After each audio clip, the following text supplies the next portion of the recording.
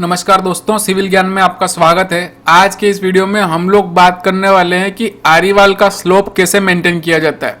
तो आरीवाल में slope generally कैसे देना है, किस तरीके से हर एक पैनल के बाद में कितना स्लोप बनाना है, तो वो सब मैं आज आपको सिखाऊंगा इस वीडियो में।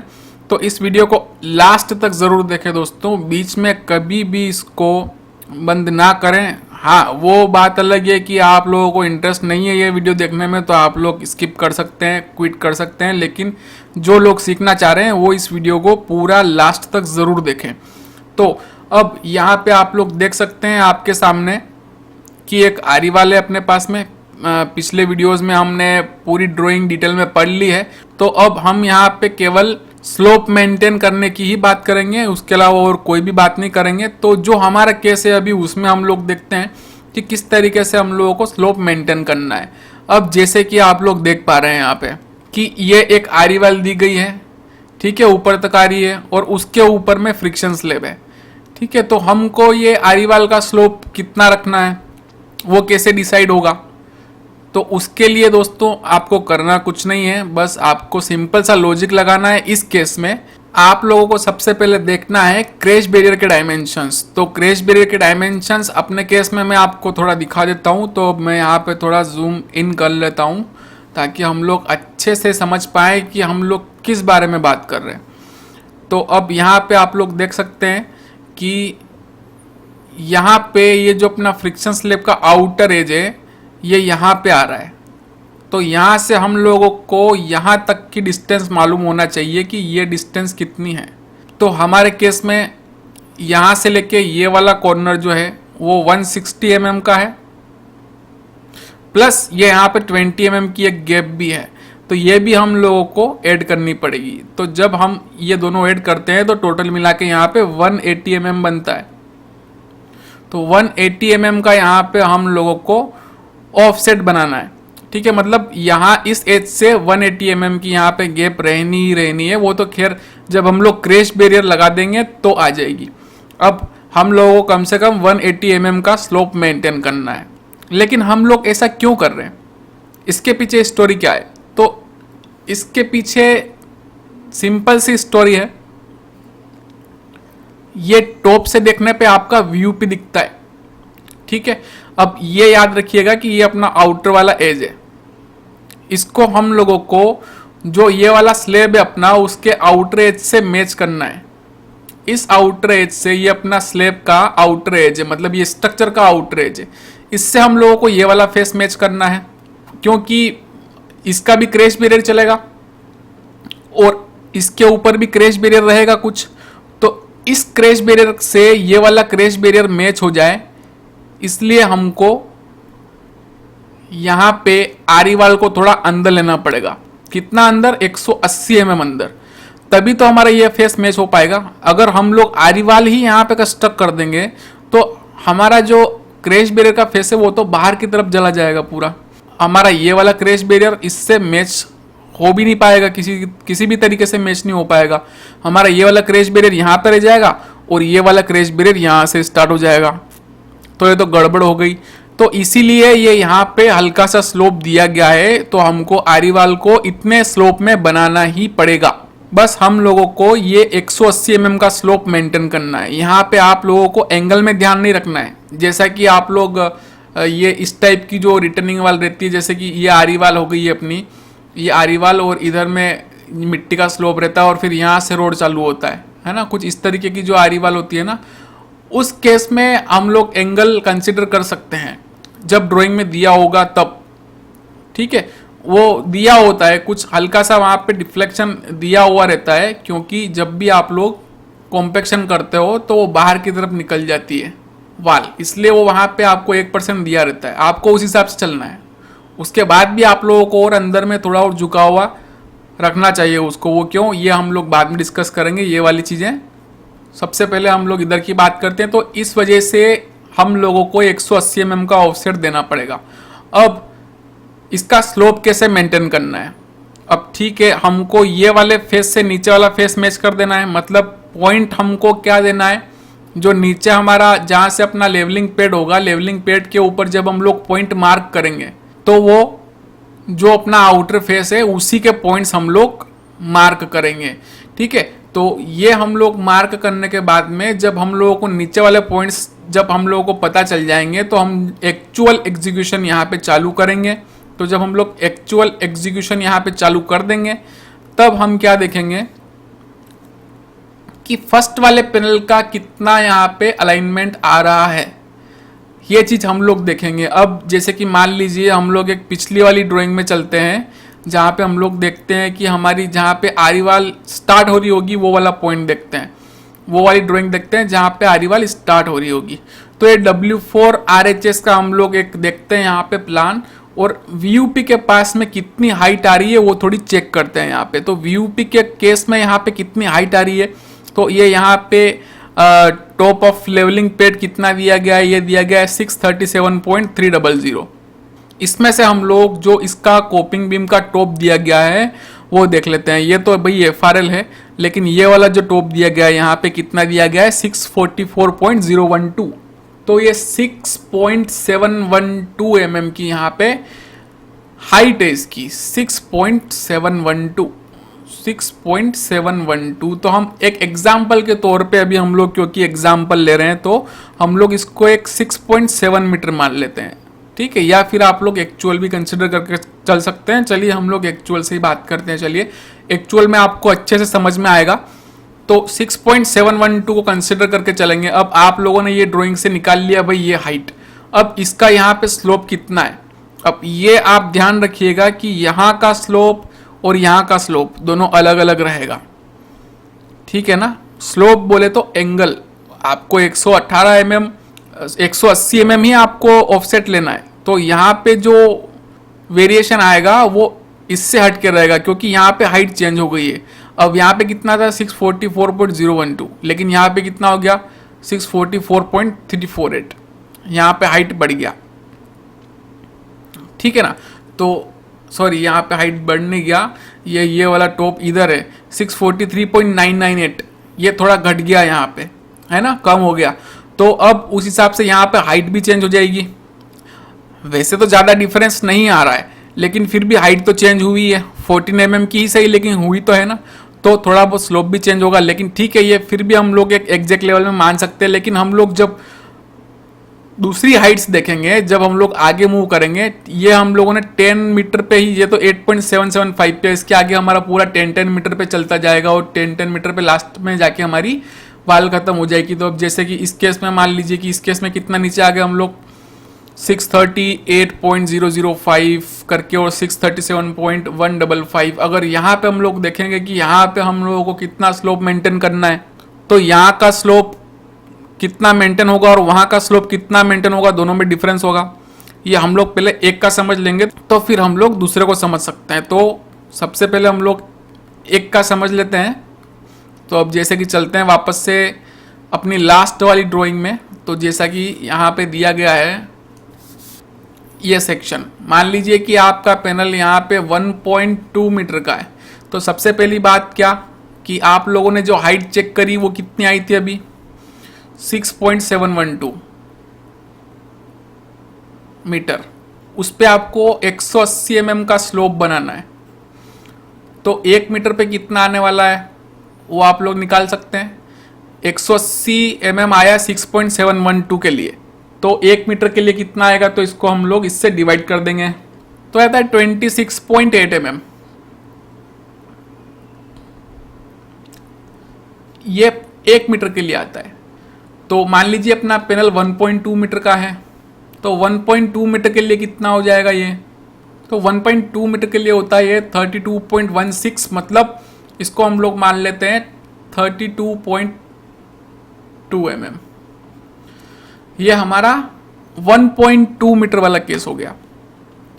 ठीक है ना, मतलब एवरी 1.2 मीटर जब हम लोग पैनल लगाएंगे तो उसमें हम लोगों को 32.2 mm झुकाना पड़ेगा वाल को, तब जाके 6.712 मीटर पे हम लोगों को 180 mm ऑफसेट मिल जाएगा। समझ में आ रही है। तो अपना वहाँ पे फिर क्रैश बैरियर VUP वाले क्रैश बैरियर से मैच हो जाएगा। या आसान शब्दों में यूं कहें कि जो अपना आउटर टू आउटर यहाँ पे विड्थ दिया गया है रोड का, मतलब ये मान लीजिए सेंटर लाइन है, सेंटर लाइन से यहाँ पे 16 मीटर यहाँ पे दिया गया है आउटर साइड का, वो मैच हो जाए, ठीक है ना, इसको करने से। अब यहाँ पे बहुत सारे लोग क्या गलती करते हैं कि इससे एंगल निकाल लेते हैं, ये आरीवाल से यहाँ पे जो एंगल निकलता है वही लास्ट तक लेके चलते हैं, और फिर उनको पछताना पड़ता है। क्यों पछताना पड़ता है कि यहाँ पे जो एंगल रहता है वो लास्ट वाले से मैच नहीं खा पाता है, और अपनी जो वाल है वो बाहर निकल जाती है। मतलब जैसे कि यहाँ पे 16 मीटर आप लोगों ने बनाया, तो वहाँ पे जाके वो ज़्यादा हो गया, वहाँ पे जाके आपको होना था 16 मीटर, लेकिन हो गया 16.2 मीटर। उतना तो नहीं होगा, मतलब 180 के mm के अंदर ही रहेगा, 16.15 मीटर मान लीजिए, ठीक है, 16.15 मीटर रह गया वहाँ जाके, ज़्यादा हो गया। मतलब इतना बाहर निकल गया आपका कोपिंग बीम, या मतलब आरीवाल का फेस इतना बाहर निकल गया, तो ये गड़बड़ हो जाती है सेम एंगल यहाँ से कंसिडर करने पे।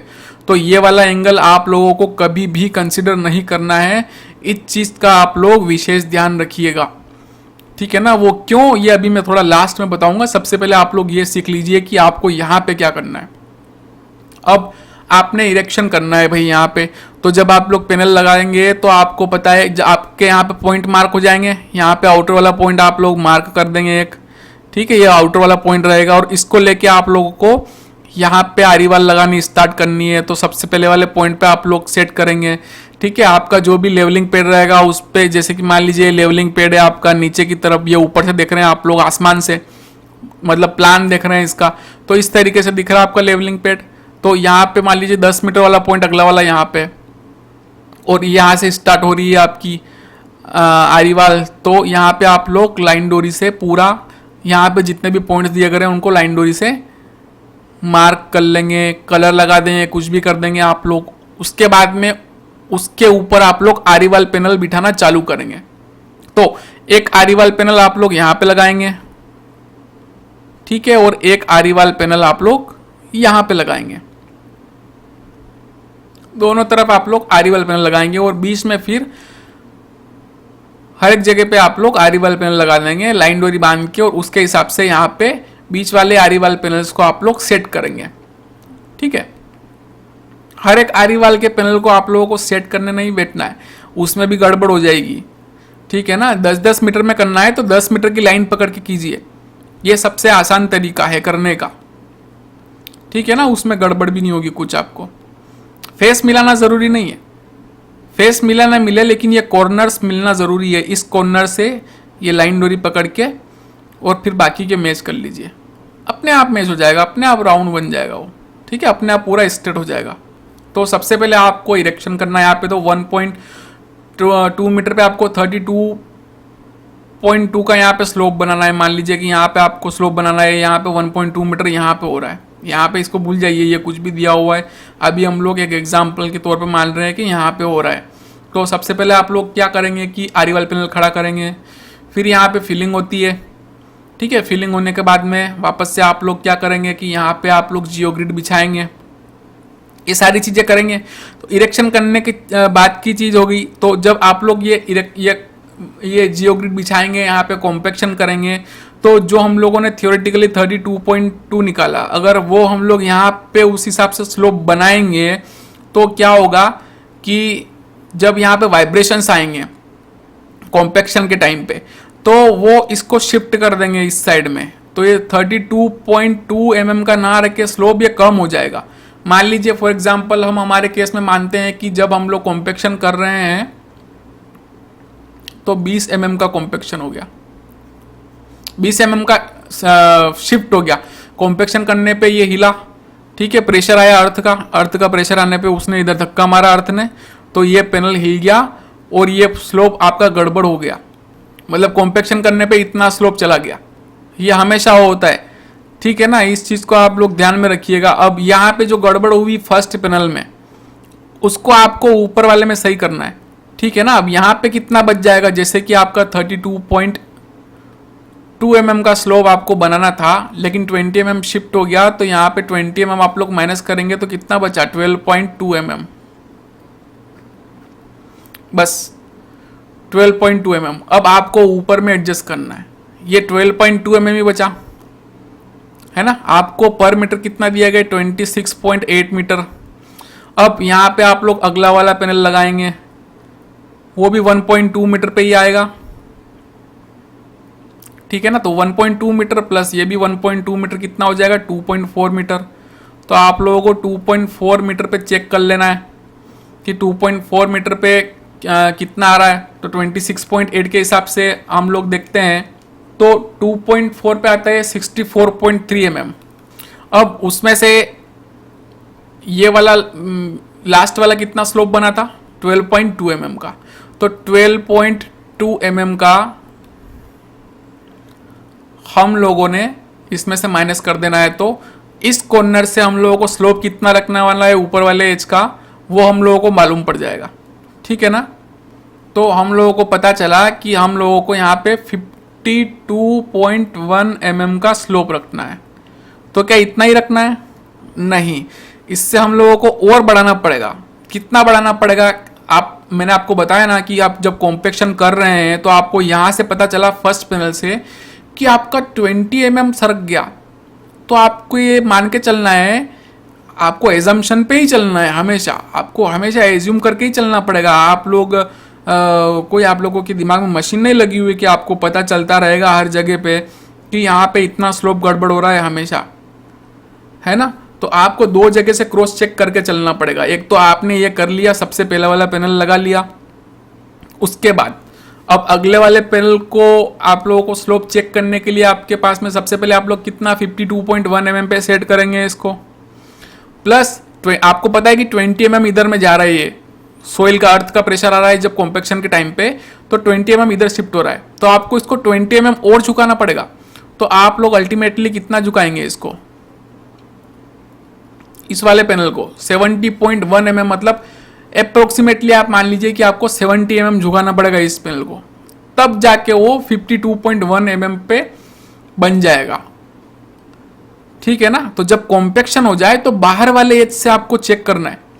तो ये बाहर वाला जो एज है ना, उससे आपको साउल गिरा के चेक करना है कि ये 52 mm आ रहा है या नहीं। समझ रहे हैं आप लोग।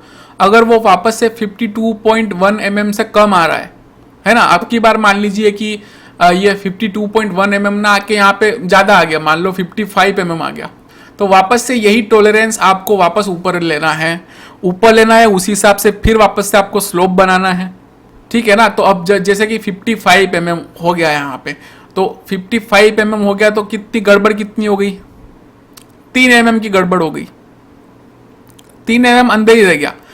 आना कितना चाहिए था 52.1 mm, लेकिन 55 mm का स्लोप आ गया। कोई दिक्कत नहीं है, ऊपर वाला में फिर एडजस्ट हो जाएगा। ऐसे करते करते आपको चलना है, ठीक है। वापस जैसे कि मान लीजिए यहाँ पे 1.2 मीटर पे हम लोगों को चेक करना है, तो आप लोग कैसे करेंगे।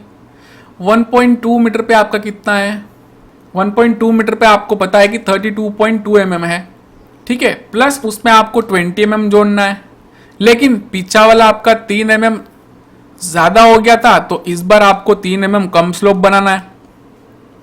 तो इस बार आपको 49.2 mm का स्लोप बनाना पड़ेगा।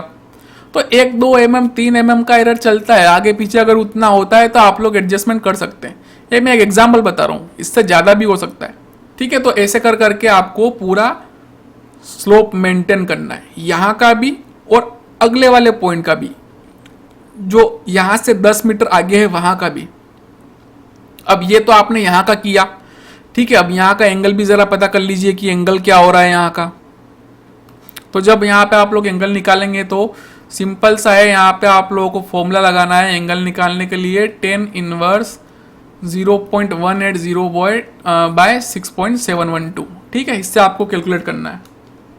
तो इससे आप लोगों ने कैलकुलेट किया तो आया ये 1.536 डिग्री, ठीक है। अब यहाँ पे इसको ध्यान रखिएगा आपकी ये एंगल यहाँ पे कितना आया। अब मैं आपको पहले ही बता रहा हूँ कि आप लोगों को एंगल कभी भी लेके इस केस में नहीं चलना है, क्योंकि यहाँ पे नहीं दिया हुआ एंगल, आपको कोई स्टैंडर्ड नहीं दिया हो कि आपको 1% ही लेना है यहाँ पे एंगल, क्योंकि आपको ऊपर में पता है कि आपको 180 mm का ऑफसेट छोड़ना है हर जगह पे, इसलिए आप लोगों को एंगल कंसिडर नहीं करना है। अगर आप लोग यहाँ पे एंगल कंसिडर करेंगे तो आप लोग बहुत बड़ी गलती करेंगे, ठीक है ना। अब कैसे, अब वो समझिए। अब जैसे कि ये 6.7 मीटर आया था यहाँ पे, ठीक है, 6.7 मीटर आया था। अब आगे चले गए हम, मान लीजिए 20 मीटर आगे चले गए, 50 मीटर आगे चले गए, हमको 6 मीटर पे या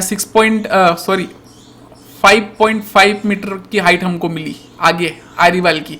तो अब क्या हो जाएगा केस, हम लोगों को 180 mm का 5.5 मीटर के हिसाब से स्लोप निकालना पड़ेगा, ठीक है। तो इसका एंगल कितना आएगा वो भी चेक कर लीजिए। पहले मैं एंगल बता देता हूँ आपको, एंगल की कहानी यहीं पे खत्म करते हैं। तो अब की बार एंगल आ गया 1.87, है ना। तो पिछले वाले एंगल से ये हट के आ गया, आएगा, क्योंकि ये वाली हाइट चेंज हो रही है यहाँ पे। जब हाइट चेंज होगी तो वैल्यूज चेंज होगी, वैल्यूज चेंज होगी तो हमारा आंसर भी अलग निकलेगा, ठीक है। तो इतने डिग्री पे हमको झुकाना पड़ेगा वाल को, तब जाके हमारा आरी वाल का फेस उसी जगह पे मिलेगा जहाँ पे हम लोग चाहते हैं, ठीक है। आप लोग 1.56 डिग्री, मतलब जो आपका 1.536 डिग्री लेके चलोगे तो आपका आरी वाल का फेस बाहर निकल जाएगा, ठीक है ना। आपका 16 मीटर आना चाहिए था आउटर फेस, तो 16 मीटर से ज़्यादा आ जाएगा। तो ये आप लोग ध्यान रखिएगा थोड़ा, कि हमेशा एंगल से आप लोगों को नहीं लेके चलना है। जब आपके पास में वैल्यूज दी गई है तो उसी हिसाब से चलिए आप, ठीक है। तो अब यहाँ पे कितना स्लोप मेंटेन होगा, मान लीजिए कि आपका ये 10 मीटर पे मान लीजिए चलिए 5.5 मीटर का हो गया। तो अब यहाँ पे खैर इतना आता नहीं है, तो इसलिए आपको उतना वेरिएशन दिखता भी नहीं है, तो उसमें कोई इतना टेंशन लेने वाली बात नहीं है। तो इसका 1 मीटर का वैल्यू निकलता है 32.72। अब इसी को मैं 1.2 मीटर के हिसाब से निकालता हूँ तो 39.27 निकलती है, ठीक है ना। 39.27 मतलब इसको मान लेता हूँ मैं 39.3 mm 1.2 मीटर के लिए।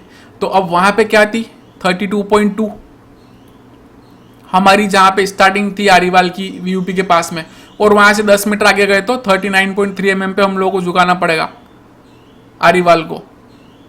तो एक पैनल यहाँ पे फिक्स किया हम लोगों ने, उसका 39.3 का स्लोप बनाया। 10 मीटर इधर में एक पैनल फिक्स किया, उसका 32.2 mm का स्लोप बनाया। दोनों पे लाइन पकड़ा, लाइन डोरी पकड़ा, और बीच वाले पैनल उसी हिसाब से हम लोगों ने सेट कर दिए इस लाइन को टच करते हुए। ख़त्म स्टोरी, ठीक है ना। तो हर एक 10 मीटर पे ये पूरा स्लोप चेंज होते जाएगा, और उसी स्लोप के हिसाब से हम लोगों को अलग अलग वेरिएशन निकाल के, और उसी हिसाब से आप लोगों को यहाँ पे पूरा लाइन वार आरीवाल का सेटअप जमाना है। तो इस तरीके से पूरा स्लोप मेंटेन होगा ये, ठीक है। जब लास्ट में 2 मीटर का रह जाएगा तो वहाँ पे क्या हाइट छोटी सी रह जाएगी भैया, तो वो उतना आपको डिफरेंस दिखेगा नहीं। अब जैसे कि अपने इस केस में देखते हैं हम लोग, अब चलिए एक एग्जाम्पल भी चलते हैं, ड्राइंग के एग्जाम्पल पे चलते हैं, तब समझते हैं कि किस तरीके से वो वेरी करेगा। ज़्यादा वेरी नहीं करता है। अब जैसे कि मैं यहाँ पे आपको दिखा दूँ 10-10 मीटर पे, ये देखिए दोनों 10-10 मीटर पे हैं, 10-10 मीटर की गैप पे। तो अब यहाँ पे हम लोग देखते हैं कि टॉप अप लेवलिंग पैड क्या है। टॉप अप लेवलिंग पैड हम लोगों को देखना पड़ेगा। तो टॉप ऑफ लेवलिंग पैड चलिए यहाँ पे दिया गया है, तो यहाँ पे हम लोग कोशिश करते हैं देखने की। तो ये 10 मीटर के 2 सेक्शन हो गए, ठीक है। हमारे पास में टॉप ऑफ लेवलिंग पैड भी है जो दिया गया है 636.100। अब आप इसको देखेंगे तो यहाँ पे कितना इसका डिफरेंस आ रहा है 642.251, ये FRL हो गया, और ये हो गया टॉप 641.901, और इसमें से मैं 636.100 माइनस करता हूँ तो कितना आता है 5.8, और यहाँ पे कितना आएगा। अब ये डिफरेंस तो हम लोग इजीली निकाल सकते हैं यार, इसमें कुछ नहीं है। ये 641.901 था, और यहाँ पे कितना हो गया 641.655। इन दोनों का डिफरेंस निकाल लीजिए तो 246 mm का डिफरेंस आता है। उसको आप पिछले वाले में जोड़ दीजिए, 5.801 आया था ना, उसमें आप लोग 246 mm जोड़ दीजिए तो 6.047। तो ये ज़्यादा डिफरेंस नहीं है, इसमें आप लोगों को ज़्यादा भी स्लोप, इसमें कोई दिक्कत नहीं आएगी आप लोगों को मेंटेन करने में, आप लोग इजीली कर पाएंगे, क्योंकि उसमें ज़्यादा डिफरेंस नहीं आ रहा है। क्योंकि 5.8 मीटर में और 6.047 मीटर में ज़्यादा डिफरेंस नहीं है, ठीक है ना। आप लोग इजीली मेंटेन कर सकते हो। तो ये धीरे धीरे करके जाएगा, ऐसा नहीं है कि आपका एकदम से 10 मीटर पे 6.7 मीटर था एक जगह पे, और अगले जगह पे जाके और 2 मीटर हो गया, ऐसा तो कहीं पे होगा नहीं। आप लोगों को भी पता है ग्रेडियंट एक होता है जो होता है मिनिमम, उससे ज़्यादा आप लोग नहीं कर सकते, ठीक है। तो 6.7 मीटर से थोड़ा सा कम होगा, ठीक है, मान लीजिए 200 mm कम हुआ, इस तरीके से चलता गया। 6.5 हो गया, 6.5 के बाद में 6.3 हो गया, इस तरीके से चलेगा। धीरे धीरे आपका हल्का हल्का सा स्लोप चेंज होते जाएगा, और उसी स्लोप को आपको मेंटेन करके चलना है। ठीक है ना, आप हर जगह पे एक जैसा एंगल नहीं पकड़ सकते, जैसा कि मैंने आपको बताया कि आप लोग एक जैसा एंगल पकड़ेंगे तो फिर आप लोगों की बैंड बच जाएगी, आप लोग नहीं कर पाएंगे वैसे। ठीक है ना, तो ये चीज़ आपको समझ में आ गई। चलो अब इसको क्लोज करते हैं, अब दूसरा वाला केस देखते हैं। तो हमारे पास में ड्राइंग तो नहीं है, लेकिन हम लोग दूसरा वाला केस ज़रूर देख लेते हैं, बस उस पर एक नज़र मार लेते हैं किस तरीके से हम लोगों को उसमें काम करना है। तो अब ये वाला केस होता है, ये हमारी यहाँ पे आरी वाल हो गई, ये लेवलिंग पेड हो गया इधर में, और इस तरीके से मिट्टी का स्लोप बना हुआ है। ठीक है ना, तो इसका हम लोगों को कैसे निकालना, तो यहाँ सिंपल है यार। यहाँ पे कितना एंगल दिया आपको, मान लीजिए यहाँ पे 1 डिग्री का एंगल दिया हुआ है, तो 1 डिग्री के हिसाब से पर मीटर कितना वेरी होगा आप लोग निकाल सकते हैं, बिल्कुल निकाल सकते हैं। क्या है, इजी है पूरा। इसको क्या करना है आप लोगों को, ten theta multiplied by 1 metre, तो 1 मीटर पे निकल जाएगा। तो आप लोगों को क्या करना है, टेन थीटा की वैल्यू निकालनी है, और उसको 1 मीटर है तो इसको 1000 mm कर देंगे, तो mm में वैल्यू निकल के आ जाएगी। तो आती है 17.5 mm, मतलब 1 मीटर में आपको 17.5 mm का स्लोप देना है। ठीक है, उसमें भी आप लोग अपने प्रैक्टिस से या फिर अपने एक्सपीरियंस के हिसाब से आप लोग देख सकते हैं कि कितना शिफ्ट हो रहा है। मान लीजिए 10 mm ही शिफ्ट हो रहा है कॉम्पैक्शन करने पे, तो आप लोगों को 17.5 mm से थोड़ा 10 mm और ज़्यादा टिल्ट करना पड़ेगा। अगर 1.2, अगर 1 मीटर का पैनल है, तो अगर 1.2 मीटर का है तो सबसे पहले आप लोग 1.2 मीटर की वैल्यू निकालिए, इसमें मल्टीप्लाई करके जो भी वैल्यू निकलेगी उसमें फिर वापस से आप लोग जितना भी आपका शिफ्ट आता है वो जोड़ते जाइए, तो वो अपने आप बन जाएगा। हल्का सा एरर आता है, उस एरर को आप लोग मेंटेन करते चलिए, ऊपर वाली वाल में आप लोग मेंटेन करते चलिए, अपने आप आपकी वाल पूरी एक जगह पे आती जाएगी और आपको यहाँ पे पॉइंट बिल्कुल नियर बाय मिल जाएगा। 4-5 mm का ही डिफरेंस रहेगा, 10 mm का डिफरेंस रहेगा, उससे ज़्यादा नहीं रहेगा। और यहाँ से आप लोग चेक करते जाइए, पूरा नीचे से आप लोग चेक करते जाइए। उसके लिए भी मैं आपको बताता हूँ कि कैसे। अब जैसे कि हमारी पिछली वाली केस थी, उस पर चलते हैं वापस। तो अब जैसे कि इस केस में आप लोग देखिए कि यहाँ पे कैसे आपको यहाँ पे इस हाइट पे चेक करना है आपको। ठीक है, नीचे में मिट्टी फिलिंग हो गई, आपने यहाँ पे कंस्ट्रक्शन कर दिया, यहाँ तक उठा लिया, लेकिन मिट्टी फिलिंग हो गई। अब आप लोग कैसे चेक करेंगे भैया, वहाँ पे आप लोगों को चेक करने में दिक्कत हो जाएगी। तो वहाँ पे क्या करना है आपको कि यहाँ पे लेवल मार्क करके रखना है पहले से ही। मान लीजिए कि यहाँ पे 1.2 मीटर और 1.2 मीटर, मतलब आप लोगों ने कम से कम 4 मीटर यहाँ पे उठा लिया ऊपर में। तो 2.4 मीटर पे आप लोग यहाँ पे क्या लेवल था लेवलिंग पेड का, वहाँ से 2.4 मीटर पे एक लेवल मार्क कर लीजिए, और उसी हिसाब से फिर आप ऊपर का स्लोप चेक कीजिए। यहाँ पे एक लेवल पता चल गया आपको। अब यहाँ पे ऊपर वाला आपको टॉप वाला लेवल भी आपको इजी पता चल जाएगा, जो आपका टॉप, जो आपका कोपिंग बीम का जो लेवल दिया हुआ रहेगा वो भी आपको पता चल जाएगा यहाँ वाला। उन दोनों का डिफरेंस निकालिए और उस हिसाब से आप लोग कैलकुलेट कीजिए कि अब मुझे यहाँ इस पॉइंट से, जो ये वाला पॉइंट है जो हम लोगों ने लिया अभी 2.4 मीटर का, कहाँ पे आ रहा था, जहाँ पे भी आ रहा था, ठीक है, वहाँ से साउल गिरा के हमको चेक करना है कि यहाँ पे हम जो पैनल लगा रहे हैं उसका स्लोप सही है या नहीं। ठीक है, इस पॉइंट पे आपको गिरा के चेक कर लेना है। सिंपल है, जितनी ज़्यादा आप लोग एक्यूरेसी रखेंगे उतना ही ज़्यादा आप लोगों के लिए काम इजी होता जाएगा। ठीक है ना, नहीं तो फिर गड़बड़ हो जाती है, आगे पीछे हो जाता है सारा काम। ठीक है ना, तो इस चीज़ का आप लोग थोड़ा ध्यान रखिएगा, ये चीज़ें बहुत ज़रूरी है।